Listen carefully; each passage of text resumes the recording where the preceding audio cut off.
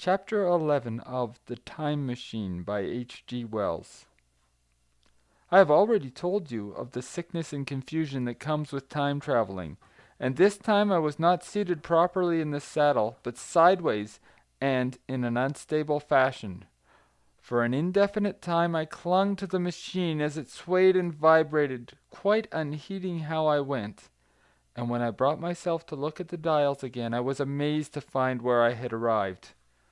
One dial records days, and another thousands of days, another millions of days, and another thousands of millions. Now, instead of reversing the levers, I had pulled them over so as to go forward with them. And when I came to look at these indicators, I found that the thousand's hand was sweeping round as fast as the second's hand of a watch, into futurity. As I drove on, a peculiar change crept over the appearance of things. The palpitating grayness grew darker. Then, though I was still traveling with prodigious velocity, the blinking succession of day and night, which was usually indicative of a slower pace, returned and grew more and more marked. This puzzled me very much at first. The alternations of night and day grew slower and slower, and so did the passage of the sun across the sky, until they seemed to stretch through centuries. At last the steady twilight brooded over the earth, a twilight only broken now and then when a comet glared across the darkling sky. The band of light that had indicated the sun had long since disappeared, for the sun had ceased to set. It simply rose and fell in the west, and grew ever broader and more red. All trace of the moon had vanished. The circling of the stars, growing slower and slower, had given place to creeping points of light. At last, some time before I stopped, the sun, red and very large, halted motionless upon the horizon, a vast dome glowing with a dull heat, and now and then suffering a momentary extinction. At one time it had for a little while glowed more brilliantly again, but it speedily reverted to its sullen red heat. I perceived by this slowing down of its rising and setting that the work of the tidal drag was done. The earth had come to rest with one face to the sun, even as in our own time the moon faces the earth. Very cautiously, for I remembered my former headlong fall, I began to reverse my motion.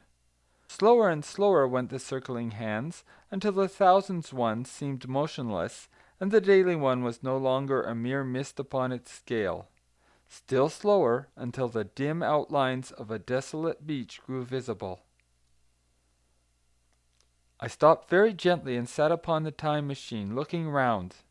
The sky was no longer blue. Northeastward it was inky black, and out of the blackness shone brightly and steadily the pale white stars. Overhead it was a deep Indian red and starless, and southeastward it grew brighter to a glowing scarlet, where, cut by the horizon, lay the huge hull of the sun, red and motionless.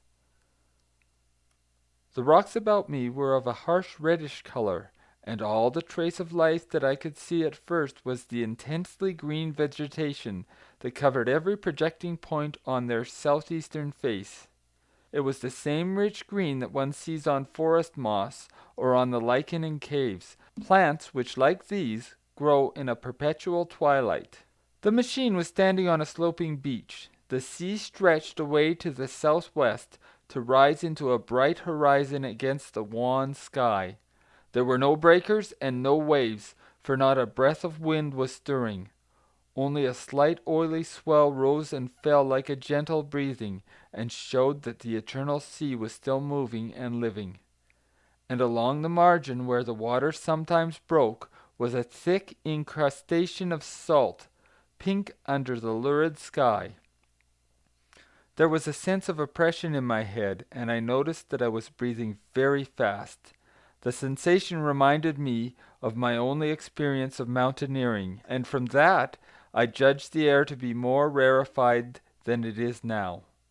Far away up the desolate slope I heard a harsh scream and saw a thing like a huge white butterfly go slanting and fluttering up into the sky and circling disappear over some low hillocks beyond. The sound of its voice was so dismal that I shivered and seated myself more firmly upon the machine. Looking round me again, I saw that, quite near, what I had taken to be a reddish mass of rock was moving slowly towards me. Then I saw the thing was really a monstrous crab-like creature. Can you imagine a crab as large as yonder table, with its many legs moving slowly and uncertainly, its big claws swaying, its long antennae like carter's whips, waving and feeling, and its stalked eyes gleaming at you on either side of its metallic front? Its back was corrugated and ornamented with ungainly bosses, and a greenish incrustation blotched it here and there. I could see the many palps of its complicated mouth flickering and feeling as it moved. As I stared at this sinister apparition crawling towards me, I felt a tickling on my cheek as though a fly had lighted there. I tried to brush it away, but in a moment it returned, and almost immediately came another by my ear. I struck at this and caught something thread-like. It was drawn swiftly out of my hand. With a frightful qualm, I turned and saw that I had grasped the antenna of another monster crab that stood just behind me. Its evil eyes were wriggling on their stalks, and its mouth was all alive with appetite, and its vast ungainly claws, smeared with an algal slime, were descending upon me. In a moment my hand was on the lever, and I had placed a month between myself and these monsters. But I was still on the same beach, and I saw them distinctly now as soon as I stopped. Dozens of them seemed to be crawling here and there in the somber light among the foliated sheets of intense green. I cannot convey the sense of abominable desolation that hung over the world. The red eastern sky, the northward blackness, the salt Dead Sea, the stony beach crawling with these foul, slow-stirring monsters, the uniform poisonous-looking green of the lichenous plants, the thin air that hurts one's lungs, all contributed to an appalling effect. I moved on 100 years, and there was the same red sun, a little larger, a little duller, the same dying sea, the same chill air, and the same crowd of earthy crustacea creeping in and out among the green weed and the red rocks. And in the westward sky I saw a curved pale line like a vast new moon. So I traveled, stopping ever and again, in great strides of 1,000 years or more, drawn on by the mystery of the earth's fate, watching with a strange fascination the sun grow larger and duller in the westward sky, and the life of the old earth ebb away. At last, more than 30 million years hence, the huge red-hot dome of the sun had come to obscure nearly a tenth part of the darkling heavens. Then I stopped once more, for the crawling multitude of crabs had disappeared, and the red beach, save for its livid green liverworts and lichens, seemed lifeless. And now it was flecked with white. A bitter cold assailed me. Rare white flakes ever and again came eddying down. To the northeastward, the glare of the snow lay under the starlight of the sable sky, and I could see an undulating crest of hillocks pinkish white. There were fringes of ice along the sea margin, with drifting masses further out, but the main expanse of that salt ocean, all bloody under the eternal sunset, was still unfrozen. I looked about me to see if any traces of animal life remained. A certain indefinable apprehension still kept me in the saddle of the machine. But I saw nothing moving, in earth or sky or sea. The green slime on the rocks alone testified that life was not extinct. A shallow sandbank had appeared in the sea, and the water had receded from the beach.